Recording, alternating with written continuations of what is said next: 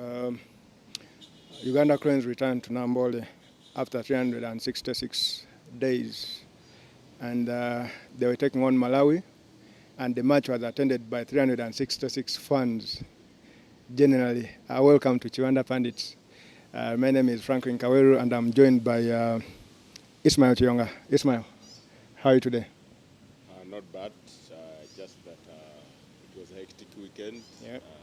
The Premier League, the Uganda Premier League, and then Sundays are always rest days, but it wasn't the case because we had the Cranes returning to Namboole after 366 days, watched by not mammoth crowd, but of course we have to be specific. There are not 366 fans. Yeah, but it was a fantastic week and weekend as well. Yep.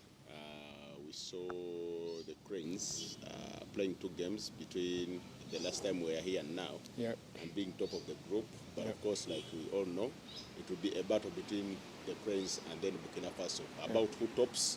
But I believe the top of the sides will be in Cameroon 2021. Okay. Let us start with that Burkina Faso match. Has Uganda now figured out how to deal with away matches, given they went and played for a result? It was a draw, but I think it was good enough for Uganda, given their previous performances. Never mind having won there during the previous qualifiers. Has Uganda figured out how to handle away games on the continent? Yeah, I think it all comes with experience and then the confidence. I remember before beating Guinea-Bissau in 2011, the Cranes had last won an away game in a competitive match away to Malawi. That was in 2000. Hassan Biro and Andrew Mukaza scoring the goals there. And then since that win over Guinea-Bissau in 2011, that got us close to qualifying for 2012 Africa Cup of Nations that we missed because of the draw against Kenya and then Angola's win over Guinea-Bissau. We've had results that are decent away from home. Remember, we went to Botswana and won. We went to Cape Verde and won. We had a draw. We won in Nigeria. That was a friendly, yes. We went to Ghana and drew. Of course, there have been some defeats, but you could say experience has now chipped in, because when you look at this team, it has a backbone of Captain Dennis Onyango, Hassan Waswamawanda. Of course, he did not play the 2 games, but he's been there. And then Aucho Khalid, and currently Mike Azila seems to be fitting in. Faruku Mia, not so aged, but of course he's played for the national team since 2015 now. So it's kind of getting experience, and we all know a lot has changed in African football, right from refereeing and then television. Of course, this was not a game live on your pay TV stations, but there was access through internet, and we did watch the game. Of course, it was a tough one because, like Jonathan McKinstry said, when he was unveiling the plan for 2021, he hinted that Burkina Faso game away from home as being the toughest for any opponent in Ouagadougou. They have a very, very pregnant record there. The Burkinabe, they've not lost one in 25 years, I guess, all in 25 games. So it's not easy to go to Burkina Faso and then pick a result. We did suffer for it. It did not start well. We had Joseph Ochaya making a goal line clearance, and then Dennis Onyango, as usual, making a couple of saves to deny Jonathan Pitroipa, and then Lassine Traore, Alain Traore as well, and then later on, Aristide Bansi, who scored a brace yesterday against South Sudan in Khartoum. Then Charles Kabore, like I said here the other week, this is a Burkina Faso side that has a lot of experience and talent as well. The quality is unquestionable. They have Lassine Traore, Alain Traore, Bertrand Traore. All those played in Europe. Yeah, they are Traores. Of course, in West Africa, you'll find as many Traores. But they are quality players. We were on the receiving end for most of the time. But of course, a draw is always a good result away from home, because if you look at the qualifiers that have so far been played, it will be tough to get double figures in number of wins away from home. All teams that have not been beaten away from home, because you would look at Senegal yesterday beating Eswatini 4-1. Then we saw Comoros shocking Togo in Rome, but those are not so many, which means that a point away from home of your toughest opponent is good to go. Because when you look at at the team that the coach assembled, looked a little balanced. Like I said while here, I prefer a 4-2-3-1, and that's what the coach did put out by playing Aucho Khalid and then Mike Azira protecting the back four that had Bevis Mugabe at right back, Joseph Ochaya left back, and then Morushidi Juko and Timothy Awanyi in front of Dennis Onyango as centre backs. You could say the substitutions in that game also say a lot about the fact that we had gone for a point, because Isaac Kamleme later came on, and we also saw Nicolas Wadada coming on. Only one forward, that's Alexis Baka, came on, and in the 90th minute, it just shows we went for a point. We did get it. To me, the performance not the best, the result fantastic. Yeah. And of course, returning to Namboole, it has been where Uganda gets all the wins, and against Malawi, it was never in question, was it? Yeah, of course, like I said, African football has changed. Not that teams don't win at home, but now we have teams that can go away and do something. But of course, rarely do teams do that at Namboole, because when you look at history, it will show you South Africa did it, Rwanda did it, Togo did it, but not so many, not even escaping with a draw, apart from maybe Tanzania, Kenya, Ghana has done so as well. And yesterday, playing against Malawi, this is a different Malawi side from the Malawi sides that we knew of the 80s and 90s, because then they had the likes of Yanga Chimozi, Lawrence Wire, Jojo Wire, but this is a changed side. But of course, they have a few quality players in Phil Gerard Jr., the shot 10. They had Mahango Gabadinho, shot 11. He was a nuisance. And then, but their player I liked most was Chemista Yamkani, the shot 20. Plays in North Carolina.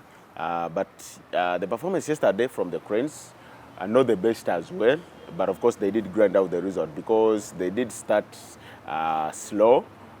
They did not pass the ball as much as we would want to see, and it took some time for the crowd to get behind the team, because they are not playing so well, until Mike Azira did settle and try to do the short passing to ensure that the team keeps possession at least for some time, which they did later.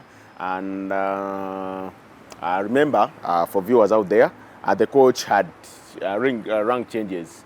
We saw Bevis Mugabe starting at the heart of defense alongside Morushidi Juko, only because Timothy Awanyi has not been so well ever since they returned from Ouagadougou, and I'm told that he did not even train so well on Friday. And then we saw Wadada coming in at right back, and Fahad Bayo trusted with the search for goals. His first big game for the national team away from the CHAN qualifiers and everything. To me, the setup was more like an English side, because we all know the English will always prefer to go with the long balls, save for the changes now in the Premier League due to managerial imports, the likes of Pep Guardiola, then Jurgen Klopp. We saw there's a guy at Everton, then Wolverhampton. Yeah, besides that, the English will always play 1-2 in defense or midfield, and then go for that long ball. And that was the strategy, according to my observation from the tactician, Jonathan McKinstry. And it did bear fruits, because it's from that long ball in the first half that Emmanuel Okwi did find the back of the net of a long pass.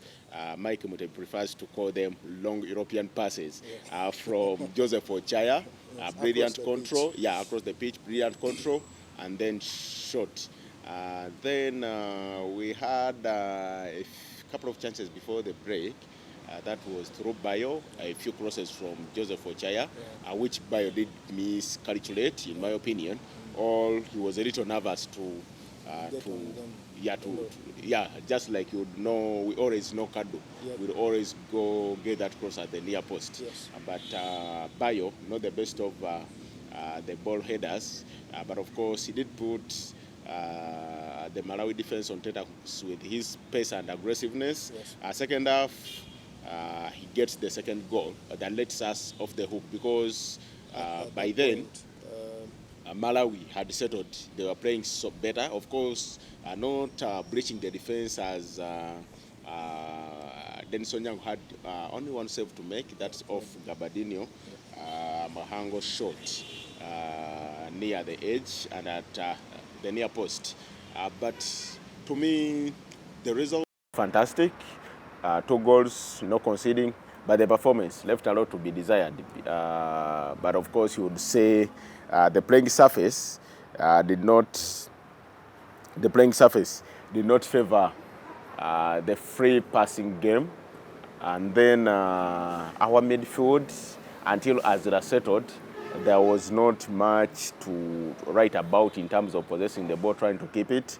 And also, I thought Nicholas Wadada was a little wasteful in terms of crosses, because he had the chances to get on the byline, but then his crosses were way off target. I don't think that worked as well, because the few moments Ochaya did go up front, he had decent crosses. But of course, what we must remember that the side that Ochaya played had the biggest threat from Malawi.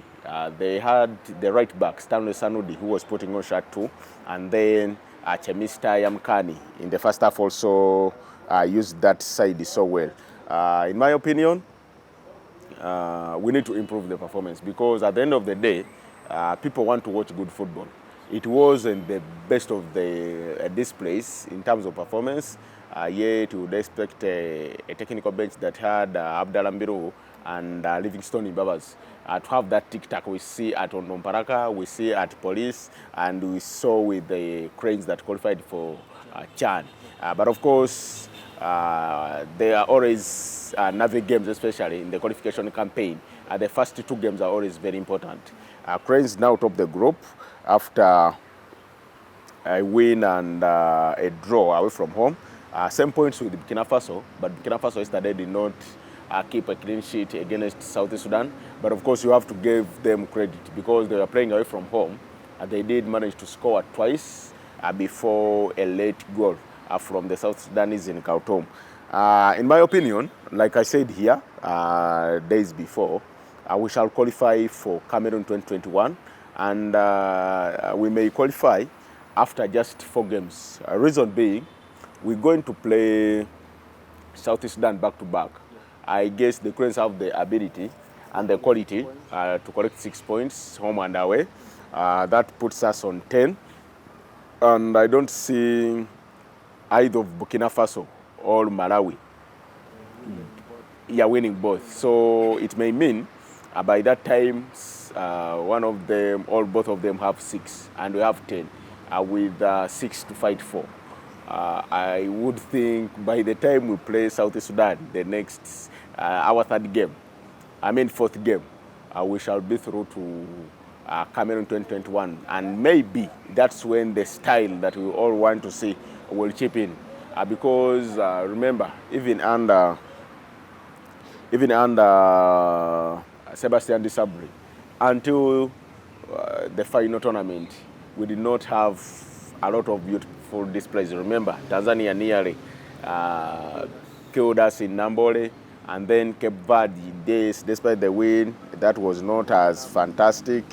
But in my opinion, a good start for Jonathan McKinstry and his team, and the fact that we shall qualify for Cameroon 2021, what we need is an improvement from the performance in Egypt. But of course, we still have 4 games to go. Football, anything can happen. But 4 points after 2 games and a draw away from the toughest opponent, I guess we are as good as being in Yaoundé 2021. Okay. Talking about how McKinstry put his team out there, he had Okwi, Mia, and William Luaga behind Bayo. What do you make of the performance of Luaga and Mia? Did they have any impact in that game? Actually, one of the reasons we did struggle in the first half or at the start of the game was the fact that Luaga and Mia did not come to the party early enough into the game.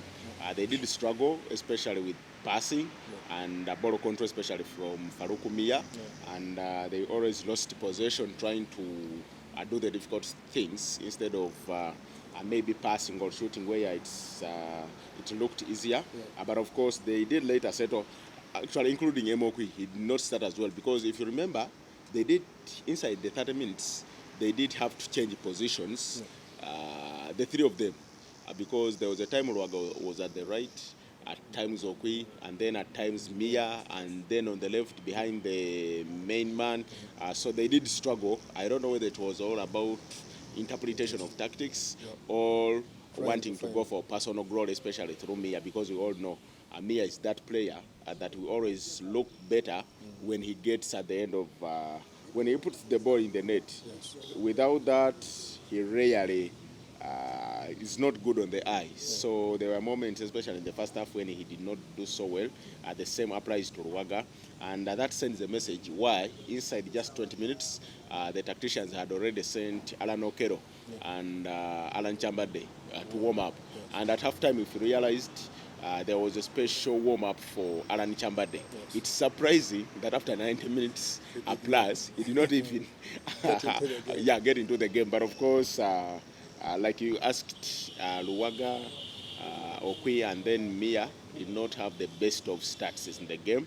They grew into the game later, and Luaga was surprisingly withdrawn at the time when he was at the he looked better. He looked to have improved.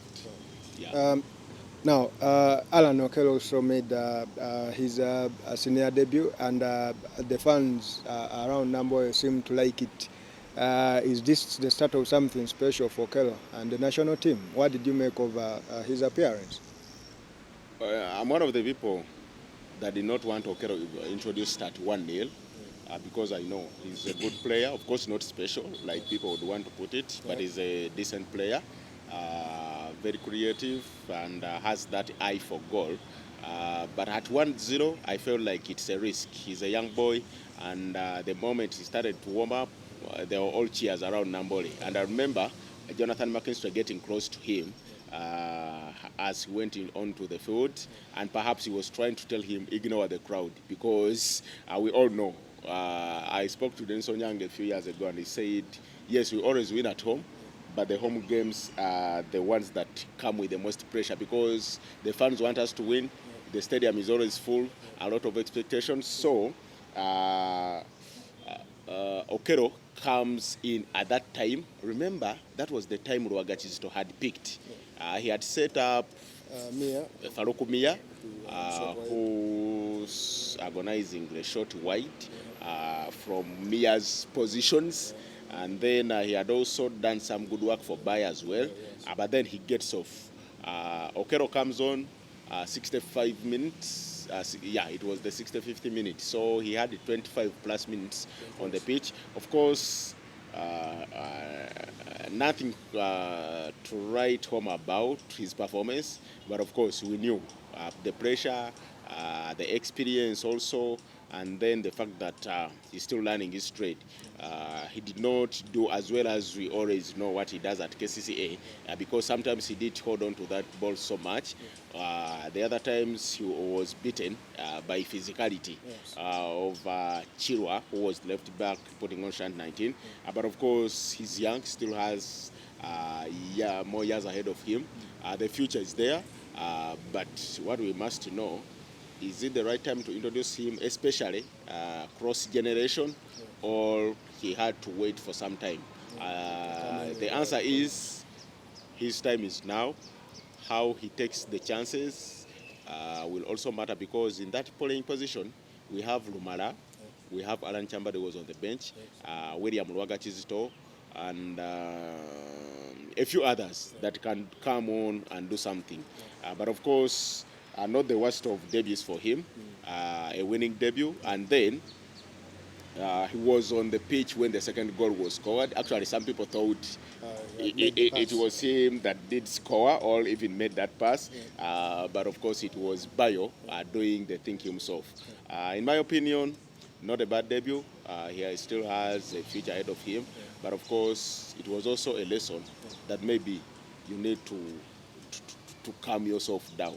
This is a big stage. You have to come in slowly by slowly. Okay. The first time Mugabe came into this team, he was shaky. He has grown into the Uganda Cranes, and yesterday I think he was one of the key players. I think the most concerned players in the game. What have you made of Mugabe's growth through the national team? First of all, I would say he's an uneducated player. Because you don't just play for Motherwell, you don't just play for Yeovil Town. He's been there through the ranks and good academies, better than the academies we have here, if we have any, better than the clubs here. So he's a very confident lad, and he's not even afraid to do what he wants to do, because we always saw Ronald Muchibi at the Africa Cup of Nations, Lawrence Melvin. There is always that lack of confidence from the players that we always get from that side of the world, from Europe, that have not gone here. But he's a confident lad, and he's a friend to the boys in the camp. His height deserves to be playing where he played yesterday at centre-back, but he's been played at right-back, and not easy to beat, despite the fact that he's not your roving right back that will go offensive and then bring in those crosses. To me, he's still young. He has a future in the team. And the fact that yesterday he was preferred at centre-back with Hassan Iwaswa, Timothy Awanyi, and Halid Dural were all on the bench, that says it all. He has a future in the team because, unlike most of those, he is versatile enough to play as a right back as well. So, to me, he did perform well. Of course, not exceptionally well, because we are not tested. And the few times the Malawians tried to play, you could see miscommunication between him and Murshid at times. But I think he's a good lad. He's confident, and he's been friendly to the boys here, because they will always be that segregation. We've not grown with you, you're not so much of us. But I think at the time that he's been with the team, he's grown to stature, and he will do a lot for the team. Okay, talking about Hassan Waswa, who was not part of these two opening games, what is not happening in the Uganda Cranes camp? What is happening in the Uganda Cranes camp that the fans don't know? Waswa has been like a constant in Uganda Cranes. Yeah, like I said, he's one of the backbones of the team. Him, Onyango, Okwi, Ucho have now gained that status to be called the big boys, just like we knew Ibrahim Sekaja, Timothy Batabaile, Denson Young, Geoffrey Massa, David Obua, the king. So he's at that level. However, he's not had a lot of club football ever since we left the Africa Cup of Nations. Of course, he joined the club, is it in Iraq or Saudi Arabia? But not so many appearances to show. And if you realized yesterday, the team sheets, his name did not have a club. I don't know whether it was intended or it was a mistake, because only him did not have a club assigned to him. That explained the fact that maybe he's not been playing. Of course, I'll have to follow up that because by the time Denson Nyango lost his dad, he was already in the country. And while appearing on one of the TV shows, he said he had come back to the country to grieve with Denson Young, because he was there for him when he lost his father, Hassan Viruma, the former KCA player. But of course, that also says a lot, because in Burkina Faso, where you think you needed him the most, because he's been so versatile for the team that at times he plays as one of the blocking midfielder. Yesterday and on Wednesday, he was not given a chance. When starting ahead of him, and then yesterday Bevis Mugabe preferred. Even when Murshid got injured, they ran to Awanyi, who reports indicate has not been training so well because he's been a little sick. He came on. Could it be timeout for Waswa? Could it be the fact that because he's not been active through club football, that's why the coach did not have to risk playing him? A lot of questions, but of course, there is always time for everything. And football is a very democratic game. There is a time when you know I cannot carry on anymore. I cannot carry on anymore. So maybe he has to fight more for for his position. And given the fact that if Bevis can play as centre back, Murushidi Joko, the first choice, Timothy Wanyi there. You have Hadi Dirwariwa, John Levita have been doing well for the Chan team. Waswa has to pull up his socks. All, with time, we still, there are just 2 games played. We play the next games next year. By that time, we shall have known. Is it time up for him, or these were just games that the coach wanted to try other partnerships? Okay. When Aucho got a knock and substituted, the coach had 2 options. He had Tadeo Luanga and Nicolas Kasozi. Many people thought Nicolas Kasozi would have gone on ahead of Tadeo Luanga. What is your opinion on that? On any day, I would have brought on Tadeo Luanga because he has the experience ahead of Kasozi, having played at the Africa Cup of Nations, and also, I guess he has more club football, continental-wise, ahead of Kasozi, because Kasozi has not been playing so much for KCCA on the continent, and for the 2 seasons he's been there, the club has not even gone to the group stages of the CAF Confederation or CAF Champions League. So I even have a preference that I would play Tadeo on any day in the starting 11, because Tadeo has proven that he's not only an anchorman that will be aggressive, but he can also use that ball so well, like we saw the Africa Cup of Nations. I have no doubts he was the right man to come on at that time. Okay. Now, Uganda had not played at home for more than a year, and a year and a half almost. And returning, you would think the fans were hungry to see their team play at home again, but the attendance was underwhelming. With just under an hour to kick off, the stadium was not half full. It was not half empty. It was almost empty. What has changed? Are fans no longer interested in their team, or FUFA needs to do much more better in terms of marketing the game, the national team, as it were in the past? It's a combination of many factors. Marketing, the opponent, and also the fact that we have had the league going on, because just on Saturday, we had the biggest game in the country in the league, KCC Vipers at the moment. So Lugogo's full to capacity. Of course, you cannot compare Lugogo to Namboole in terms of seating capacity. But then I don't think the game was marketed so well. The 3-6-6 concept did not do miracles. Because even yesterday, I had people asking me, what does 3-6-6 mean? If by yesterday on match day, people were still asking that, it means the campaign did not get into people's heads, because everyone would be like, hey, it's a year, I have to be there. I was there the 365 days before, I have to be there now. But did not hint so well. And then I'm being told there were not as many adverts on media channels. Forget about social media and everything, where we had people carry, say, a plaque, and then 366 days. That was kind of social media. But radio, the mainstream media, radio, newspaper, save for the fact that I will write about the game or preview it, the marketing, advertising through FUFA was not as convincing as before. And then the nature of the opponent, because the fans in Uganda want to watch a certain player.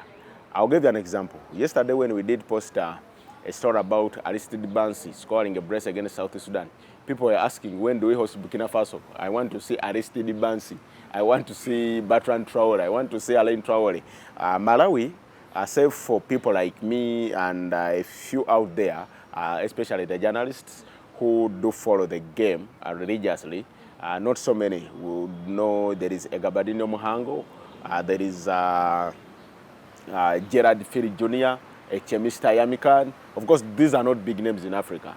People always want to come to Namboole to see the who of African football, the likes of Salah and Malawi was not this opponent that always gives the Cranes headache, because by the time they did, that was in 80s and early 90s when they were still playing in the Sekafa region. They are not our rivals, so that also adds something. Another thing we must not forget is that Cranes always play home games on Saturday. This was a Sunday. People are wedding, people are doing kuchara, people are picking children from school. That's another factor as well, because people always prefer Saturday.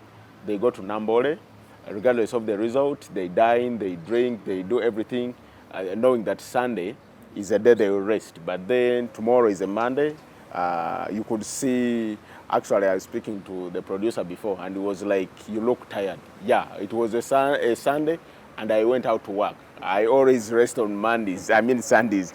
But of course, many factors, but that was one of them.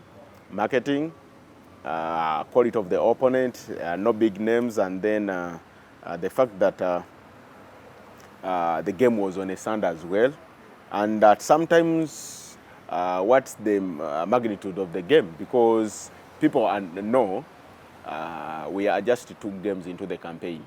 It does not matter a lot, but the 5th, 6th game, I can promise we shall have Namboole full. Okay. Before I get back to, let me give some shout outs to the people who are watching this and I see you, Mike Mutebi Mubiru. I don't know if those are all your names. Ivan Tony, Joseph Cope, Vincent Masembe, Rujumba Sali, Nathan Olupot. I see you guys. Thank you for following, and you like the content, share it with your friends on your Facebook. Now, Isma, you talked about the Premier League game that preceded the Uganda Cranes encountered Namboole Vipers and KCCA. These are the best 2 teams in the country at the moment, or they have been at least for the past 5 or so years, and the rivalry is growing. And these are the teams that are challenging for the title this season. At least midway the season, you would think it is between KCCA and Vipers. And having lost the Prisoners Park Up final, KCCA had a point to prove, and indeed they proved it by winning the game 1-0. What did you make of the game? For starters, it was a game that did not quite get into the mind of the people, given the fact that the 2 teams do not have their best players because of the craze. And that goes to the UPL and then FIFA. We need to plan so well. We cannot have a game, say, between Manchester United and Man City, and then their best players are summoned by their national teams. Next time, let's plan better, because of course, you can win a game with any kind of players. You can lose a game with any kind of players, but you don't want to have excuses. On Saturday, cases did not have Allan Okello, their captain Charles Lukwago, and they did not have Nicolas Cassozi, one of their best midfielders. Of course, the squad depth and everything, people will say they still have more than 25 players registered for the competition. But these are your best players, because by the time they are summoned for the national team, they are your best players. And then Vipers do not have Halid Rwaliwa and Fahad Bayo, their main man this season. And also, away from, say, the organization of FIFA and UPL, because they don't set you name days. They did not have Bobo Sibialuhanga as well as Abdul Karim Watambara. Yes. Actually, those are their best 4 players this season. So the game was deprived of 7 key players. People would want to see what does Allan Okello do against Vipers, because that's a game where a couple of seasons ago was between him and Tadeo Rwanga. Of course, we all know the winner. The man won. Yes, but then, it was a game of men. But back to the game proper. I think the setup from Vipers showed a lot of cautiousness and respect to KCC. Being table leaders, they knew a draw would mean they still have the advantage of KCCA, because KCCA, despite having games in hand, even if they won them all by then, they should be 2 points behind. But now, they come into the game. Why do I say they were a little cautious? Semfka Rahmat, Kobe Bryant, and then Siraje Sentam, all in the same lineup, just sends a message, we've come here for a draw. And then in the second half, that's why you saw in the first half, they did struggle to create. KCC were all over them, because such a strategy, when it works, it's okay. When it doesn't, it backfires. It looks worse. Did not work. KCC were all over them in the first half. They did improve in the second half when they brought on Allan Kaiwa and Frank Atubwesi Zaga. And it leaves me asking, why wouldn't, say, Kaiwa start and then Zaga starts in front of one of the two? Sentam, I would go with Sentam Semfka as my 2 blocking midfielders, because Semfka can try to do the pass, and then Zaga in front of them. And then I have Allan Kaiwa somewhere as a wing forward. They did not do that. Of course, I'm not Edward Digola. He knows these players more than I do. But to me, this was the first zone. He was playing the 3 central midfielders at the same time, save for the game against Watso Giants in the second half, where he did bring on all those, and also had Bobo Sibialuhanga still on the pitch. Safety, you could understand. They were leading by a goal. Watso Giants had improved in the second half. But then you're playing KCCA, a side that has players that love to attack, and they did not have an option but to win, because if they did not win, it was going to imply they are second favorite in terms of rankings. So KCCA go out there, get their goal. Second half, they did not play so well, because Vipers did improve. Allan Kaiwa and his Zaga introduction did change a thing, but it was too little too late. Aziz Kayondo on the receiving end from Sechisambu Elisa, who is arguably the most improved player so far this season. Ever since the season started, I would rate him among the most improved, because every game, whether he comes off the bench or starts, he's been doing well. He was the chief torment against Express. He did the job against Police when he came off the bench. He did the job against Vipers. A beautiful game played, a game of 2 halves. Of course, my friend Leonis Senyange would literally say football is always a game of 2 halves, and especially if they are, it's not a knockout stage that you may have a third and fourth half. But in my opinion, a good game, only cut short because we did not have 7 best players on the pitch. KCA winning 5 games on the bounce now. It rarely happens in Uganda, by the way. The most teams win in Uganda is always 4. They drew the 5th, or at least to lose.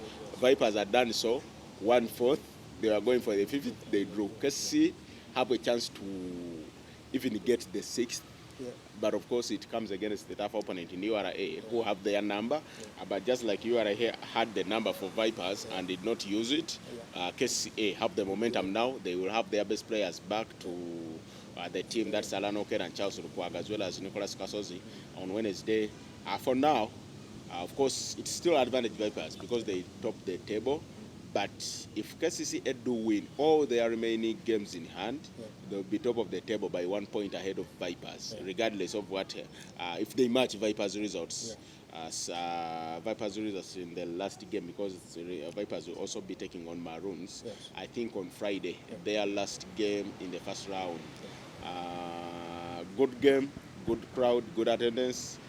lack of the best players, but of course the players that were on the pitch on that day did a good job as well. Okay. But talking about KCCA next game, at the start of the season, you said URA would be in the mix for the teams fighting for the title.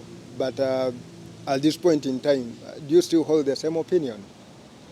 No, you know, this has been a stop-start season for most teams. Actually, there is not much consistency for Bull and maybe Vipers because if by now a team like Police that had points docked and also lose a game by forfeiture without even playing are just 3 points behind Toro United, just behind URA, just 5 behind Chetume. It says a lot. The season has been stop-start. URA's worst doing is the fact that they don't win games, even when they deserve to. Like against Busoga United over the weekend. It's amazing that when you look at the stats table, they have only won 3 games. Actually, Police have won more games than URA. They always draw a lot of games. I think for the starters, they've had disagreements in management. CEO and the coach are not on the same page. You signed this player, I did not sign him. And then the fact that players like Shafiq Kajimu, Moses Seluide, Saidi Cheune have failed to replicate the form they did show in the preseason. Because I remember in one of the games they played against Washo Giants in the Pirisina Super 8, it ended 2-0 halftime for URA, and I guess that's the best that I saw URA play ever since the 2-1 win at Rukoge against KCCA. It gave an impression they are going to be one of the big boys this season. They did start the season well, hammering team Maroons 3-0, and coach Sam Simba sent a warning that this should be a warning to the upcoming opponents. The upcoming opponent was Wacho Giants. Guess what? They lost 3-1. And that was the start of all the... go like the downfall or something? Not really a downfall, but they don't win stagnancy. games. Yeah, stagnancy. So right now, they still have 2 games in hand. If they do win both, they'll be on 21 points. But I guess they're out of the mix. Yeah, one of them is against KCC on Wednesday. On Wednesday, and then another against Maroons. No, against Proline. I guess against Proline. Looks tough. Looks tough. For them, they cannot be in the title mix. You know, no team wins the title in December or November. Yeah. But many lose the title in these months. Yeah. And URA is one of those that have lost the title in November and December. Actually, before we even get into December. Okay. All right. Yeah. Thank you, Isma.